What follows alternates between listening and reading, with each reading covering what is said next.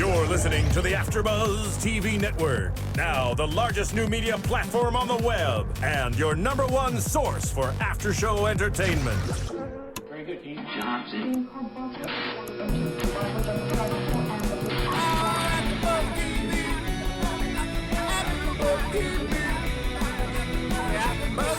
the AFTERBUZZ Studios in Los Angeles, California, presented by Miriam Gonzalez and Bing.com, and streaming live thanks to Akamai Technologies, this is AFTERBUZZ TV's LA Complex After Show. We'll break down tonight's episode and get you all the latest news and gossip. If you'd like to buzz in on tonight's show, you can buzz us at 424-256-1729. That's 424-256-1729. And now, another post-game wrap-up show for your favorite TV show. It's AFTERBUZZ TV's LA Complex After Show. What's up, guys? It's your LA Complex crew here, and we're here tonight, Tuesday night, not Monday night. LA Complex has moved to Monday's night, but we're still here live in the studio. Tonight's episode was episode 7 of season 2, and it was called Halfway. We're very excited to be here. As always, I'm your host, Emile Ennis Jr., and I'm joined here with Kellie and Miriam and Bamm. And we also have a very special guest who's on the line with us. You may know her from many things. She's an accomplished actress, but you may know her specifically from her role as Jennifer Bell on the LA Complex. Krista Allen, are you here? Yes, I'm here. How are you? Yay! We're very excited. Do you hear all the background noise going on over here? It's crazy. No, we don't hear anything. You sound great. What are you doing? Oh, good. Good. Oh, that's it. That's top secret. Oh, dang it! I thought I was gonna just spill it. Are you giving yoga? Are you like having a private yoga class to one of your celebrity friends? Because I know you're a yoga instructor. That's exactly what I'm doing. I'm seeing everybody going, oh. I like that. Namaste. Well, we are definitely huge fans of yours. I have to say, I watched you on Days of Our Lives, but also I watched What About Brian, and I loved that show and was really sad when it went away. Yeah, a lot of people were really yeah, it was one of those, shows that not a lot of people watched, but, everybody loved it. So it was a really fun one. Yeah, well, that's one of the great things, and we talk about that a lot with this show, is even though there's been a lot of, talk about the ratings not being, that great or anything, it's such a great show, and this LA Complex is getting such great reviews and stuff. So, I mean, what are your feelings on that? Are you, because I know it shows in Canada, and it's been showing there before here, and that's kind of what it is, but it seems to have a steady following, though. It does. It had like the first episodes aired in Canada, and then the CW brought them here, and then they aired them here for the first season. And then I think it was like 3 weeks later, the second season started. It was really, because we had shot, by the time that those episodes had finished, we were ready to air the first episode. But the ratings, the reviews have been phenomenal. It's been really cool to watch how well received it is, and people really love the show, and it's really fun to be a part of it. Yeah, they really do. I was just reading a new thing in Entertainment Weekly that was just really praising you guys, and I think that's just fantastic, because obviously we love the show here and are just really excited that it came back for so many more episodes. And it's fun to see your character kind of in there. With Connor, he's getting some attention now. Yeah. He is. I know. I was making a joke. I was like, "Oh, he's trying to keep you and your husband comes in, and he's trying to keep you guys together. He wants a little family." But Krista, one of the things. Oh, sorry. Go ahead. So what were you saying? No, go ahead. I wasn't saying anything. I was just saying that's right. Okay. Well, no, Krista, one of the things that I was going to say is what I really enjoy about your character and your storyline is something that people who are in the industry, they're familiar with what happens with your storyline, as far as you pretending to be in a relationship with someone for the sake of someone's career, reputation. And so I like the fact that this is acknowledged on TV in prime time, because it happens a lot or supposedly it happens a lot. And then when you came on, you was like, we're gonna date each other for 6 months because you need to be relevant. And I mean, we're laughing, but I think that happens a lot in Hollywood. I mean, you typically hear stories of a publicist calling another publicist and making that happen with celebrities. Yeah. I mean, sometimes it works out, sometimes it doesn't. Mm-hmm. But it's interesting with this storyline, just the things that have occurred in the short amount of time with the character of Jen and with Connor's awkward behaviors and his loneliness, I mean, we've said for a long time he needs to go to therapy big time. And so for your character to come in and be this nurturing person to him has been really great, and almost to the point where this episode you can see him really hanging on to it and liking the whole unity, even though it once again is slightly dysfunctional. Mm-hmm. Yeah. Yeah, it's a little dysfunctional. It's like but our characters put the fun and dysfunctional on this show, that's for sure. I like that, the fun and dysfunctional. It's been fun to play that. I don't know. I mean, I've never been privy to any of that stuff that's truly happened, and they say, oh, the agreements and whatnot and all that stuff, that to date each other for this purpose. But it doesn't just happen in Hollywood. Like, if that's the case, then it happens everywhere. It's just Hollywood's in a fishbowl, so people do talk about it. They're like, okay, so-and-so, you need to be relevant. But, it could happen anywhere, It's just different in Hollywood, I think. It's definitely highlighted. I mean, it's fun. What? It's definitely highlighted more in Hollywood. It's if you sneeze funny and you live in Alabama, nobody notices. But if you sneeze funny in California and you just happen to be someone that's in the limelight, then people are going to criticize how you sneeze if something came out of your face, whatever the case may be. So it definitely is highlighted. Exactly. Yeah. But it's definitely in a fishbowl. Everybody's looking at what you're doing and all of that. But I think that was the catalyst to get the Jennifer Connor storyline, together, and then what transpires from there is, I mean, did y'all see that happening?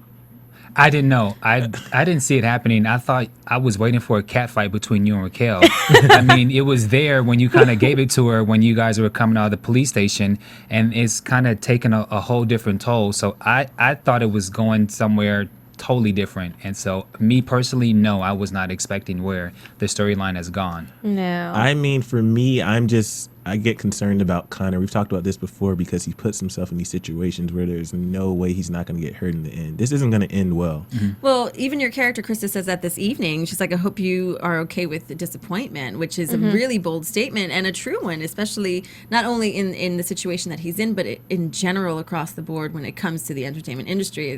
You're going to hear a lot of no's before you hear, a yes. So it's kind of funny how that all kind of ties in, ironically. Mm-hmm. It's weird because when I was watching episodes, I am kind of tired. When she said disappointment, I was like, what appointment is she talking about? And now that you said that, it's like, oh, thank God I'm listening to the after show. But I like too how it's fun. Yeah, I like how your character though, even when after he went to go bail Raquel out of jail, and the way she acted, they act like spoiled kids basically fighting with each other, and you kind of put her in her place, and that sets a good example for him. That is, you have to be appreciative of what just happened here. Like, you can't take out what's happening to you on other people. And I like that he's having his character is having someone like that around him, because that poor kid has issues. Yeah, it was. I think that was the first time you really saw Jennifer defending Connor. You saw what was going to happen, and she was clear in her place, almost the way a mom would put her son's boyfriend in her place if something like that happened. And that was the first time that you really saw, okay, here we go, and it's been really interesting. I know when I was reading the script, when we had our first table read, I was blown away. I hadn't had all the scripts yet, but as we went through all of them, I was so excited. I was just so excited at the twist and how, I wasn't expecting the character to, I didn't know exactly what was going to happen, but I was really excited to see, the way that everything was written and the way that everything kind of came into play. And yeah, it's such a fun show. I'm so glad you like it.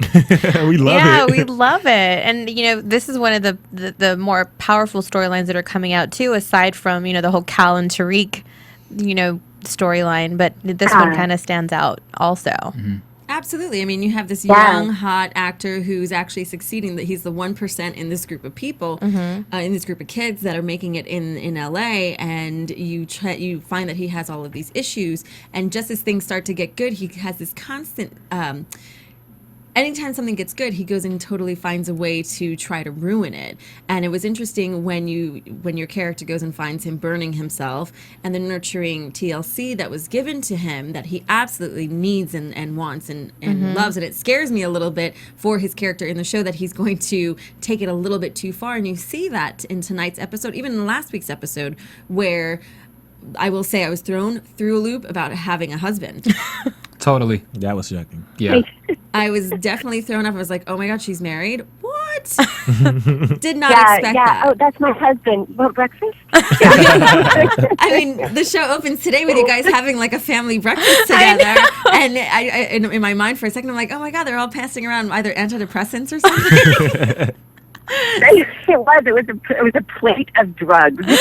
Here's something for your serotonin, and here's something for your whatever. But you're not allowed to drink. Anxiety pills. But you're not allowed to drink at all. No, and I think he needs that so much Yeah. that I think he's mistaking it for like having parents almost. Like this nurturing family around him that he never had growing up. And he fought really hard in this episode today to make sure that, your husband didn't act up, that he got it together, sobered up, and stuck around. He doesn't want him to go. Yeah. And the game night was went so out cute. and he got the vase that was broken, and he set that up, and he's really trying to hold everything together, which is, it's so naive. It's almost like Connor's has such a sweet character, and he really does want that family so desperately, and he trusts so big. So when he gets hurt hard, and that's kind of even what happened at the beginning with Raquel when he burned himself too. So it was it got it hit him really, really hard. And the fun thing about Jennifer is she is they say it that even my husband in the show, like, yeah, she likes to mother. You probably like that, don't you? So it's been really interesting. I'm also wondering about your ex-husband. I'm kind of wondering where this is going. It's not going to end well. We don't think it's going to end well, but like, what are his motives? He comes to the house. He has a drinking problem. He's lost you before. He's trying to steal, and right? he tried to steal, and then he broke the vase. So for me, I'm just kind of wondering, like, where is this going? And I can't really figure out or make predictions of how I think it's going to go, being that we weren't expecting the ex-husband to pop up in the first place. Right. Well, I mean, can't really tell you where it's going, but but I can say that it gets more and more awkward. I think next week is going to be really, really awkward. And it's as far as Alan Van Spring plays my husband, and he's amazing, and he's an addict. That's what he is, and so he's doing all, he has all these addict behaviors, irrational, breaking things, angry, all this stuff, and that was Jennifer's relationship with him. Was she was trying to fix him too, and then Connor comes in. Now she's trying to fix Connor, and now she has both of them in the house, and they're both sick, which doesn't make Jennifer healthy. She's clearly not healthy if she's in these relationships. Do you think that your character loves her ex-husband and Connor? Yeah, very much. I think they're both different kinds of love. I think with Connor, I think it's much more maternal, and I think with Eric, my husband, I think it's more of that angry love. You know what that angry love is. Like, could you just get better, please? I love you, but you gotta go. That's enough. Get it together. Well, it's interesting how at the end of the scene they show the sliver of glass next to the new vase, and so I'm interested, and obviously you can't share too much, but I'm interested to find out how that's going to be discovered and the aftermath of that and putting two and two together. I don't know. I think it's going to be interesting. Yeah. Come on now, give us something. Give us, is there any details you can give us that we can look forward to with your character or your storyline? All I can say is that gosh, what can I say? I can say that I think she's going to surprise. I think Jennifer is going to surprise everybody. Maybe not to the most likable factor, but I think it's going to be surprising next week. I'll give you that much. Okay. Okay. So Jennifer takes a little bit of a turn. Nothing, no evilness or anything, but she does take a little bit of a turn. And I'm not going to tell you which one that happens to. Okay. Well, I was surprised. There's definitely some drama. Well, I was surprised that your character was as nice as she seems to be, at least thus far. Because I expected, hiring a boyfriend and all that to be, have a little bit of a diva issue. And when you found out that Raquel knew the situation, I was waiting for that to turn into something. And I was really surprised that it didn't, or maybe it just hasn't yet.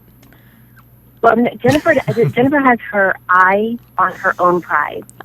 So as much as everybody else around her is addicted to whatever they're addicted to, she will not stop. Her whole thing is she needs to work, and she is, she wants to. The only thing that she has that makes her feel better is working, and and just staying relevant. That's the whole thing. But she's certainly not a bad person. I think she's just she's an actress. And this is like her next acting gig. Except she's she's paying for the production of it. Speaking of actors, I just wanted to know personally, how were you approached to join the cast of LA Complex?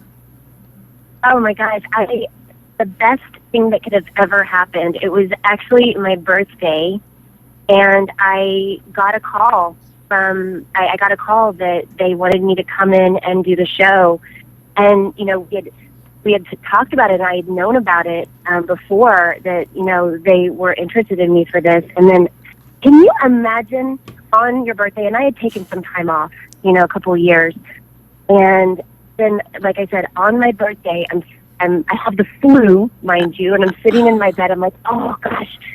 The phone rings, and they said, by the way, happy birthday. Would you like to go to the LA Complex? Wow. It was the best birthday present ever. That's it was awesome. The coolest thing. So, yeah, and they didn't know it was my birthday. It just fell on my birthday. Well, you definitely have us excited for what's to come in the LA Complex, especially with your storyline. But what can we look forward as far as your personal projects? There are so many cool things happening right now because of this show, because of just being on the show. And, there is a buzz about it. So people are watching it. And we haven't made our deals yet with some different things, and we're still in those negotiations. But there's some really great stuff, and I'm excited to be back out there. And I'm doing some writing right now, which is really, really cool. And that's really what I'm doing. I'm seeing what is coming up next. And we should know that here probably in the next week.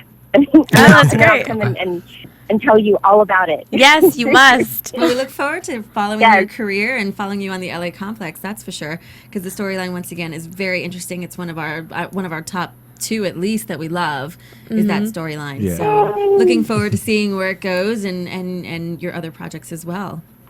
And can you Thank you. you want to let everyone know your your social media, like your Twitter? You want to give a where can they find you? Oh, they can on it's Krista Allen XO. Like, on Twitter? The XO. So Krista Allen XO on Twitter. And you're blogging too, right? Yeah, you're blogging too, right? I was doing that I was doing that. I haven't been on it in a little bit. But it's a vegan blog, and so I do a lot of vegan stuff. I do a lot of I'm almost finished with a bunch of stuff that I'm doing for One Green Planet and Ohm Times, and doing some correspondence stuff for them, and then my blog. And my gosh, it's been crazy busy. But then there's also the KristaAllen.com, and there's some fun stuff on that too. Somebody runs that for me, or somebody runs that, and I approve. Nice. It's a cute site. Very nice. It's my name.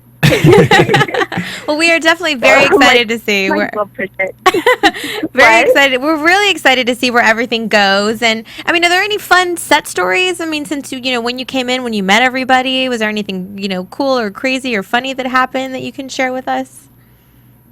I think every single day we had fun. I mean, it's not a set that you're bored on ever, because there's always something fun. Somebody's telling jokes or whatever it is. I mean, it was always really, really fun. I can't think off the top of my head, like, oh my gosh, this was the best moment. But you know what? When I hang up the phone, I'm going to think it's 20. And I was like, oh my God, why didn't I tell this? But, I know one of the best things is when I got to Toronto, I had just had my birthday, and the entire cast took me out, and Martin, who's the creator of the show, and everybody took me out, and it was such an incredibly warm welcome to come in and be with this cast that had worked together, and we listened to jazz, and we had a really, really good time, and it was really fun. So it was a really fun time. Nice. So, and everything else was, I don't know, it was probably one of the funnest shows I've ever worked on. Well, that's awesome. Okay. Well, cool. Yeah. Thank you so much for taking time out to hang out with us tonight. We definitely look forward to more of your stuff, and chat with us, tweet with us, come back and let us know what happens in the next few weeks, and keep us posted on all of your stuff. Yeah, and we would love to have you come into the studio too. What's that? Oh, I was saying, and you're always welcome to come into the studio with us as well. Yeah, whenever you're back in LA. Thank you. I would love to, and I'll let you know whenever anything's going on. I'd love to come and hang out with you guys again. Rock. Fabulous. Well, thank you for joining us, Krista. We really appreciate it, and have fun wherever you're at in this secret location. I know. Continue your yoga session. Can't you hear everybody chanting now? They're in the middle of a cure can. Nice. I've got to go. No. All right. Well, thanks for chatting with us, and we'll chat with you soon. All right. Okay, cool. Thanks. Bye. Bye. Well, guys, She's so cute. that was fun. Wow. Krista Allen. So let's talk about some of the other exciting storylines. Let's go ahead and get it out the way. Simon and Beth. I like how you said that. You're like, let's get it out of the way. Okay, but granted, I don't think it's. I don't like the storyline that much, but it's getting kind of interesting. I can't lie. I was kind of interested a little bit. I like Simon. He's Yeah, witty. I like He's a witty Simon. little kid. He's very smart, and he's basically telling her what she needs to hear, kind of giving that tough love. He's like a little man. Yeah. He's been forced to grow up a lot quicker in life than he should for his age, but at the same time, he's catching on to the nature of the beast of what it is that he likes to do, which is acting, and the fact that his sister is acting like a damn fool doesn't really help his career. Right. And so it's interesting to see his character develop into this, last week alone was hilarious. I mean, it was messed up, but it was funny when he was like, what, I don't want to live in your car anymore, and I want to eat. So I need to work. Let's get it together. So he has this responsibility, and he knows what he should be doing as far as survival. And she kind of has too many walls up, is what it is. She has too many walls up, except for with the cutie neighbor. Exactly, which her brother called her out on that because Yeah, he was using, or she was using him for the camera or whatever, and doing the whole audition tape and all this stuff, and she kept telling Simon, this is a comedy role, you have to get into it. And he was like, okay. And then he did it the exact same way. And then he kind of blew up in front of her and in front of Cam and what's the other dude's name? Kevin, maybe? I think we all have that annoyed moment where you just kind of like stomp your foot and you just don't want to do anything. You don't want to do what you're being told. It is embarrassing, but I mean, as a kid especially, right. It shows even more. Mm-hmm. But I think that she really does like the neighbor guy. She definitely does. She likes him, and I think that's why in this episode she spent a little too much time with him, which is why Simon went peace out. Which I called that. First of all, when she was talking to Cam outside after she decided to leave Simon alone in the room, and she was like, okay, he just booked this Bill Nye gig. I need to tell him. And then we see later in the episode it's nighttime and that annoying band is outside playing with the party as always. And she's she said I gotta get burgers and then I'm gonna tell him. That's what she said. Well, it was daytime when she left. What took so long? I know the sun could have been setting. She had to walk, maybe. She didn't have gas money. I'm just saying you should have checked on the little kid instead of leaving or have somebody watch him. This is a little boy. You don't leave him in the complex by himself, especially in that volatile state that he's in. Right, especially because she told him that he couldn't go outside by himself. And she told him, she told him that his father walked out on them. Yes. I think that she's really been trying to make this transition with Simon and the whole family situation as easy as possible for him, to the point where she's lied so much that he doesn't even know what's true and what's not. We learn in this episode that their mom died, and we learned that the father didn't know how to handle it. And so he bounced on them, which is unfortunate, but that happens sometimes when people have a loss. They just don't know how to handle their emotions, and so all of a sudden it's like, bam, I'm done. Mm-hmm. And so now here's poor Simon. He's like been living in this clueless world where she could have been just picking up the phone and be like, yeah, sure, we're doing great, Dad, even though there's no one on the other line. Mm-hmm. Too bad the phone didn't ring for her and bust her. But she was protecting him, but to a fault. Yeah, she was protecting him. I understand why she was protecting him, because, as kids don't really need to know that information. Right. And because he was so angry at her, she had to respond back. And so she basically said, he hasn't picked up the phone, or it's been 6 months since he's called or picked up or something. So I can understand at that point, the boy was so frustrated, like she basically had to tell him. But, the storyline is getting better for me, but she annoys me. Her character just drives me crazy. Well, she's trying too hard to be a grown-up, and she doesn't really know how to be. So she's just making a lot of bad decisions. And she's acting out like a kid, but in a grown-up world, and trying to have and it's hard when you're a kid trying to scold another kid. Yeah. You know what I mean? And it comes off I don't even bad. think that she's trying to act like it. She's been forced into this position because she can't just bounce. And well, that's what I mean. Yeah, she can't just leave her brother. She's like, oh wow, if they're not going to take care of him, now I have to. Like, she just assumed that responsibility, and that's a big responsibility to take on. To be the mother to a child where you're used to being siblings and fighting, and now you have to play the parent role. Well, that's what I mean. Like, she's acting like she doesn't know how to. No, so she's like trying to act like she does, and it's just kind of falling apart. Yeah. And it's tough. It's hard. And now he left her with no money too. Yeah, I know. He took that $10 that was in there. What's he gonna do? Get a cab like down the street? Like, gonna find out. This is LA. You never know. He could be hiding in the LA River. He could be anywhere. And that's what makes it even more scary. The fact that it's LA. And so at the end, a lot of places to get lost. And so at the end of the scene, I think on a bowl or something, it said, "Gone to find Dad." Gone to find Dad. Poor Simon. Yeah. Hopefully I feel bad for him. I mean, he's not gonna find them, obviously, but. No. Unless his dad's like a bum in Hollywood. Maybe the father came to Hollywood too. Nah, he's in Alaska. He's in Alaska, yeah. There's he's north. He's not coming south. Too far. So there were a lot of really interesting storylines tonight. Yeah, so enough about them. That one of my favorites, of course. I guess, do we go light and then go to heavy? I don't know. But Raquel. Okay, yeah, we can go there. Raquel is scandalous. She's master manipulator. It's great. Master manipulator, and the fact that she busts into the shower when Ricky's showering, and he is funny. He's like, "Oh, you coming in?" She's like, "No, ew." She was not having that, but to go and go out of her way to change how she wants the world to view her it's really interesting, and then it backfired on her this episode. Did you guys see that coming? I kind of saw that coming. I did see too. that. I didn't see that coming. He was way too broken, that poor kid. He's broken, but his addiction wasn't anything but marijuana. But he has so many issues. Like, he had some serious issues when he was talking to her, explaining it. I saw that coming where he was going to do something. But who overdosed smoking weed? Well, we don't know what he overdosed on. No, he had pills or something. Right, but that's what I'm saying. Like, I wasn't expecting him to take something else because he only said that his addiction was marijuana. But aside from that, too, when you enter into those rehab facilities, and you see it like on Dr. Drew, and you saw it when she entered in last week, how they check your mouth, they check your bags. Like, where did he find medication to OD? Oh, they can always find it. They can Well, always. in a rehab, though, where yeah. there's cameras on you consistently, especially like in those rooms. When you're sleeping, there's cameras on you. The only time there aren't cameras on you is when you're in the shower or when you're in the bathroom. Maybe Raquel slipped it in Well, there. I mean, what if it was the prescriptions that they were taking and he just took somebody else's?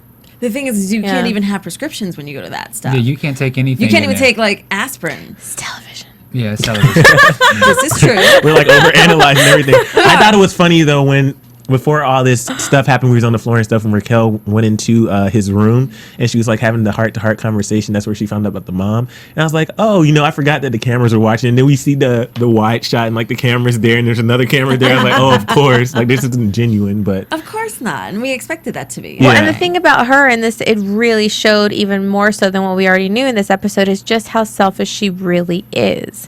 She, she says he doesn't have a real problem. If he really wanted to get help, he wouldn't be doing it on TV. right. But That's a good point. not everybody handles things the right way. This was a child actor, apparently when he was really young, like a kid, not a teenager. So all he's ever known was how to be on television. So maybe that's why he needed it done this way. It's like you never can really, you don't really know what's going on in somebody else, especially when they say you can't take that stuff lightly. Well, look at her reason for doing it. $150,000, which is once again an unrealistic value on doing a rehab show. But she's doing it. They're all doing it for one reason or another, and it's to be back in the limelight. And either it's for the paycheck, which she's getting as well, but she's also trying to renew her career, as is Ricky. But this kid probably is looking at the paycheck and the fact that it's free help, that he doesn't have to pay for the rehab, and he also gets a chance to be in the limelight again. Whether it's it's the saying any publicity is good publicity, which to me I never think that's a good thing. Like, bad publicity is bad publicity. Period. Right. You don't ever come out of that smelling like roses. Look at Lindsay Lohan. But I think sometimes you kind of need, when that's all that you kind of just need that attention, even if it's in a negative way. You just kind of need that. Like I've seen that with a few of my friends that have been in the industry for a long time. It's unfortunate when you can't have a real conversation with somebody because they're constantly putting on a show for you because they don't know anything else. And it's just because that's all they know. Now, go ahead. Do you okay? So we all know that Raquel's a manipulator, but do you think Ricky should take any responsibility, being that he changed? He didn't want to be considered the douche anymore. Well, I was just going to talk about that because I thought it was funny how when she was talking to Ricky in the shower and he was saying, or basically telling him that he needed to be mean or whatever, and he said, well, I don't want to come off as a bully. But when the whole altercation went down, that's exactly how he came off as. And then, the girl in the background. That's my favorite. She raises her hands in the air. As far as he goes, yes, I think he should still take some responsibility. I mean, he knows what he's doing too. He's not stupid. Like, no, but she totally manipulated him too and threw his words back at him. So Raquel gets 70, he gets 30. Everything he didn't want to be, she called him out and said that's exactly what he was, to make herself look more like the nice guy, when it was all her doing in the first place. I love the producer of the show because she's sitting watching and she's so pissed and furious at Raquel because Raquel is not being who she is, and she's totally calling her out on it. And Raquel's like, I don't know what you're talking about. I love it because I think she looks like she wants to do something and she knows she can't. And so I love her attitude. I was going to say, it looked like this episode she was starting to enjoy that Raquel kind of turned it around. Well, I think she was just kind of in awe that she could do that. She did that. Because didn't Raquel even say when she went into the shower, to Ricky's shower, I recast myself? Yes. Yeah. She's definitely talented. Definitely talented. She is. But I want to take a quick moment to talk to the fans. And each week. You said that so sweet. I love that. Wait. Is this a soap opera? I mean, your voice totally. He just had a Delilah moment. It's like, hey, everybody, your voice is here, and he's like, okay, I want to talk to you guys. Really Now I want to get sexy about something really important. To all the sexy ladies out there. No, but I want to talk to the fans. We do this each week because we love this show, and we know that you guys love LA Complex, obviously, if you're listening or watching with us. And what we would like for you to do, if you could, is go to iTunes, and all we ask is that you rate, comment, subscribe, download for free, and tell your friends. It takes like 5 seconds, guys, literally. 5 stars, please. And we just ask that you could do that because it will really help us out, get us noticed, and help the AfterBuzz Network. And if your friends don't necessarily like the LA Complex or don't watch it, you can tell them about other after shows like True Blood or Scandal, or tell them what they're missing. Or if they don't like the show, just download it anyway. I promise you we'll make you like it. Yeah, just download it anyway. But we also have like The Newsroom, Pretty Little Liars, tons of good shows. And then the fall lineup is coming up very soon. So new shows. There's so many things. And also there's a podcast app that you can get from the App Store. And that will organize all your podcasts. And you can do the same thing, rate, comment, and everything. We all have it on our Apple-related devices. And we'd appreciate it if you could do that.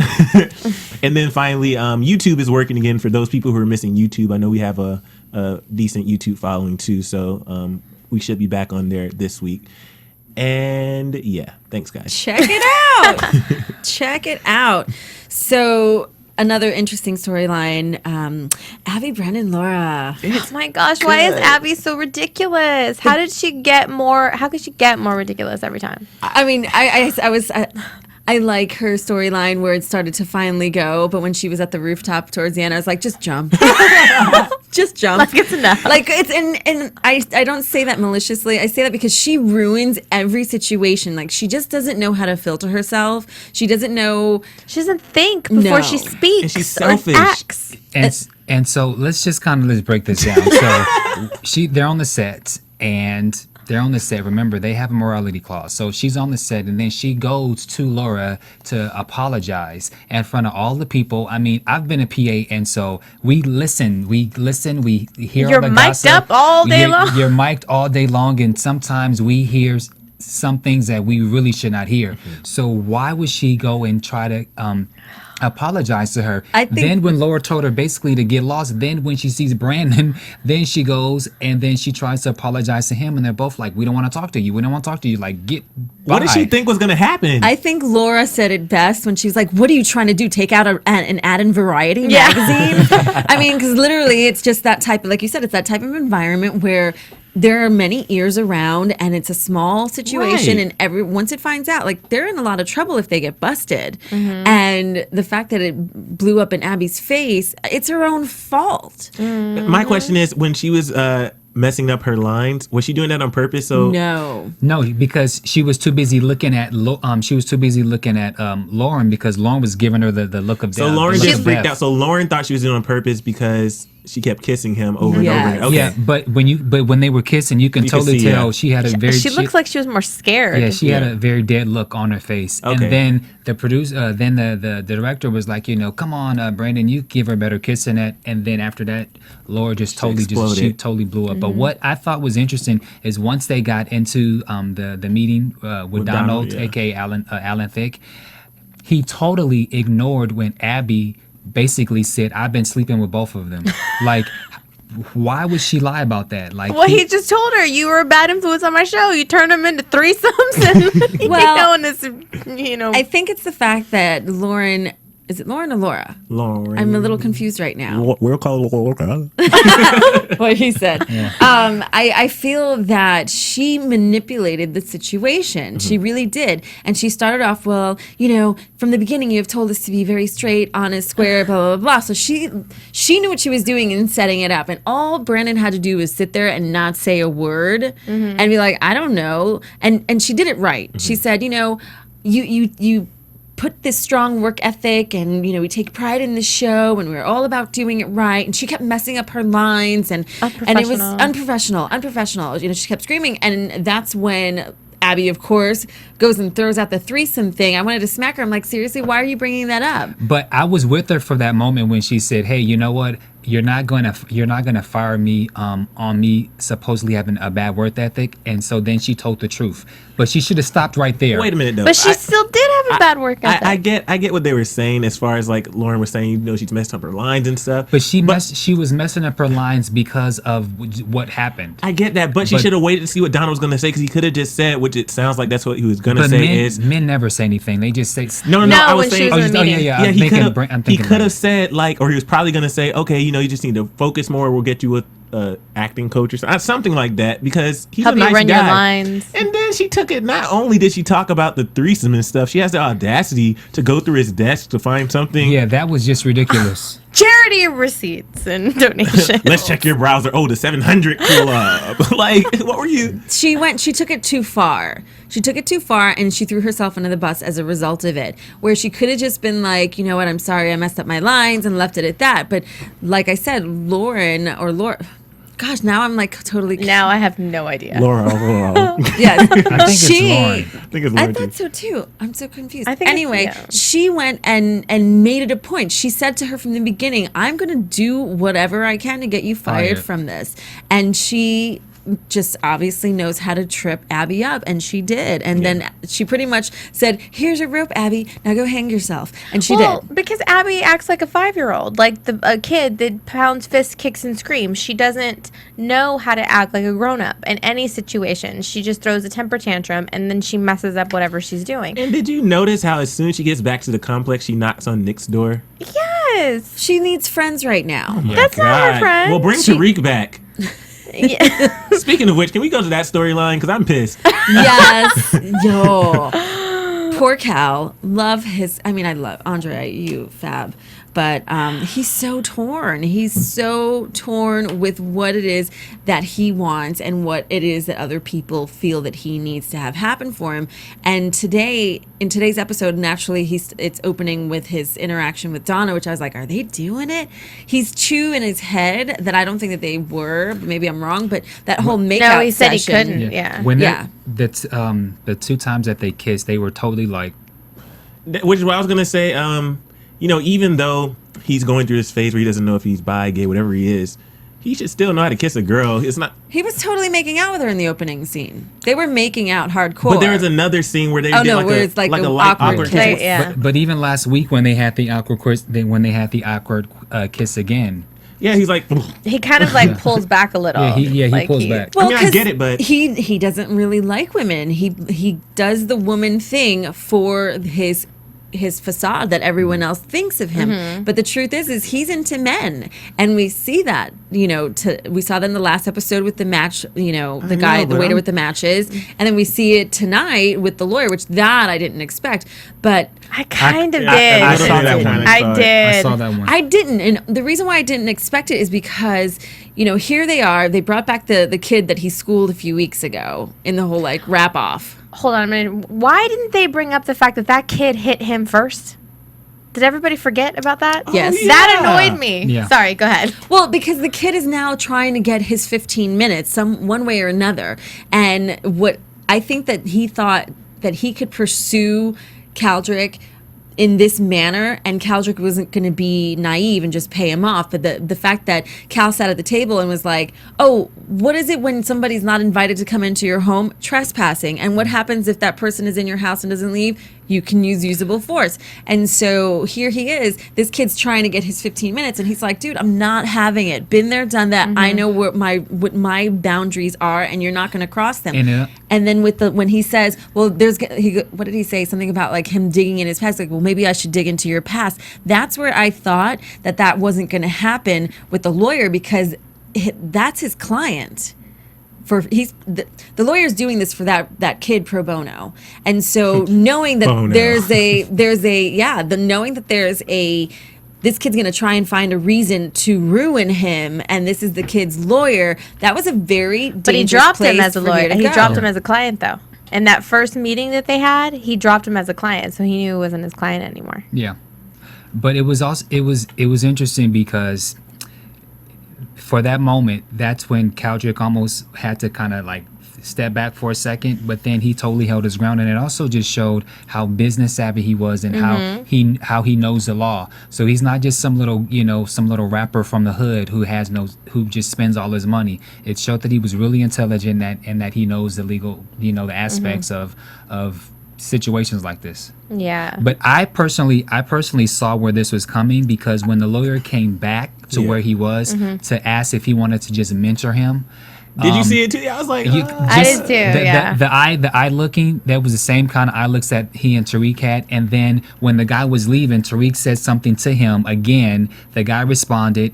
And then when they had the interaction again when they were in the house, it was the same exact thing, but it was just on the opposite end. So that's because he asked him, like, he asked the lawyer the first time, is that it? Is that it? And he, and then the lawyer asked him the second time, is that it? Let's talk about this, because this is should have been our clue last week that he wasn't going to hook up with the waiter dude, because Cal likes this intense battle before it's his form of foreplay. It's like, do something with this guy. He's like, oh, is that it? And then they have this big, and then wall to wall on the ground wherever they were, just going at it. And it's so funny because when the lawyer went to kiss him, then Cal kind of pushed him back, like what the F are you doing? Like he was gonna do something, and then of course he gives that look, and then it was just hilarious. Tariq should have busted in. I don't know. I feel that lawyer might be in one way or another could set him up. I was thinking the same thing just now because. Yeah, I was thinking the same thing. I don't think so. I don't know. I was gonna say that's it. I think they were I think they were attracted to each other. I think they were too. I mean, but it doesn't mean that something bad's not going to happen. But I definitely think they were attracted to each other in that first. Like I could tell. Speaking of attraction, Nick and Sabrina, fatal attraction. I love them, and I am annoyed with them right now. No, I love how she did that. I mean, she set it up in the beginning. She's good. I can't stand. She's like. He of course is wondering why she's being so nice, and waking him up with a nice little kiss, making him breakfast with a smiley face, and then she hands him a box, and he's like, "What's this for?" And she's like, "Open it." She's like, "The last day of your execution, you get a conjugal visit." So he got to get his something. You get your last meal, which she made him, and you get a smoke. Today's the day that you're gonna lose to me to get the job. It was cute. I liked it. I liked their interaction. The banter and stuff is funny, but he still annoys me because he's still a punk. Right, you don't have sympathy for her. He can't stand up for himself. He doesn't.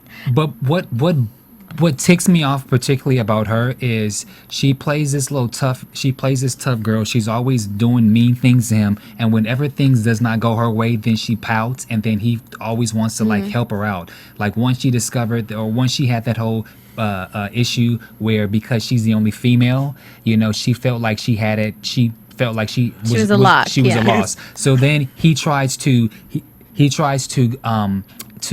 say that the two of them came up with the idea. When he's trying to help you, then she wants to not have any part of that, and then she goes outside, and then she pouts about the fact that she's the only woman, and it's really hard for a woman to get a job as a comedy writer, and then she almost was to the fact it was almost to the point where she was gonna have him quit. Well, I can see where she goes and has that dilemma of being the only woman on set. She's been doing this a lot longer than he has. She likes him, and here he is. I mean, we saw his stand-up in the beginning of the first season. He's not that good, and so for him to swipe in and steal her thunder, it hurts. And then it's like she's worked so hard, and now here he is. My thing is, as far as this, they're both annoying and stupid, because the thing that bothers me is she was playing the card later on in the episode where she was saying how I should get this because she was making it sound like she played fairly and she deserved it. But no, you didn't. You kind of did the dirty stuff too. Just because he's been going to the whorehouse with the boss doesn't mean that you did everything. She ditched him in and out. Like, she did just as much to him as he came back and did, but he didn't do anything specifically to her the way she specifically did mean things to him. He still helped her. Right. Plus telling him that if I would have gotten the job, I would have deserved it, that he doesn't deserve it. Who's to say? Yes, his stand-up was bad, but that was his confidence. I don't think it's because he has bad material. He may be a better writer than he is a stand-up comedian. And he does have brainstorming. He has great suggestions when they're brainstorming. Yeah, he feeds off of other people. That's how he works. It doesn't mean that he's bad at what he's doing. And I don't like that. Just because you've been doing it longer doesn't make you better. Well, it's not so much that. It's the fact that, and we said this about her character when he stole her stand-up, she brings out the best in him. And if she wasn't around and they weren't having this banter and interaction, he would have lost this job day one. I mean, maybe. I mean, well, that's what we'll find out. But that doesn't mean that he doesn't have any talent. And that's basically what she's telling him. For somebody that you're in a relationship with, somebody that you like, just because you're mad at, when you're working together, doesn't mean that they're bad at what they do. You don't need to drag someone else down just to make yourself feel better, especially being in a relationship with someone. That's the part that I don't like about it. They're not technically in a relationship. But they're in the beginning stages. But you know what I mean. So. Yeah. But they're in a relationship. I mean, and they may not say they are in a relationship, but if they are the two that they're going to each other's homes every night. Right. They're hanging out with each other. Even a friendship, you don't do that to your friends. Even if you're going after the same job, one of you gets, the other one doesn't. Oh, well, you suck. It should have been me because I'm better than you. Don't do that. Like that's just. Well, I know Bamm's probably going to call Nick a chicken head because when he gets to the house to essentially apologize to her, and then she says, "Quit your job," and then you can come in. He's about to quit his job. Like what? No, I would not do that. Well, and then she was like, "Call right now," and then be on speakerphone. I can't stand this girl. Why are we talking about her? I think she was trying to see how far he would go for her. And you know what though? She stopped a girl that's not your girlfriend? But she stopped him. Yeah, but that's how retarded he is. Like a girl that's not your girlfriend. Like that's just crazy thinking. What if he would have quit his job and she's like, "Oh, cool. Well, that was dumb," and slammed the door in his face? Like that could have. That could have happened. Like it just wasn't smart thinking. Like you need money too. Like I don't know. Like he needs. Sometimes you can feel for someone else, and it's and this is a tough industry, and not everybody's going to get the job, and you're gonna come up against your friends a lot. Yeah. That's why that's why that saying goes, it's show business, not show friends, because it gets tough. But you can't. You let yourself fail just to pump someone else up, or you're never going to get anywhere. Yeah. You have to. There's a right way to do it. You don't have to be mean about it or malicious about it. But sometimes you just may be better for whatever reason, or a better fit, or somebody likes you. The chemistry is better. Something you get picked, they don't. In this industry, it varies on a lot of things. Yeah, it could be anything. Yeah. It doesn't necessarily. You don't necessarily have to be the most talented. You could just be the better fit. Yeah. And that doesn't make. Doesn't mean that the person that you're hanging out with has the right to, tear you down. And he's the better fit. Mm-hmm. Well, I'll say for her and for their character situation, it made it interesting because if it was too easy, the show would be boring. Right. And so I like their interaction and the whole cat and mouse. It's almost like Tom and Jerry interaction. And that part of it was cute, but watching him go through that with Abby, and then it annoys me about his character. Like, it's enough already, dude. Well, there has to be a poon in every show. There's got to be one guy. He can't be a strong man because if there's too many strong men, then it wouldn't be. Well, he doesn't have to be. He doesn't have to be like Cal, but I mean, you can just have a few balls. Just a little bit. Just a one. Just a little bit. One big ball at least. But let's go to news. Do we have a little bit of news. Hey, what's your news? AfterBuzz TV News. So, LA Complex moved to Monday nights now, and last night it actually went up in the ratings.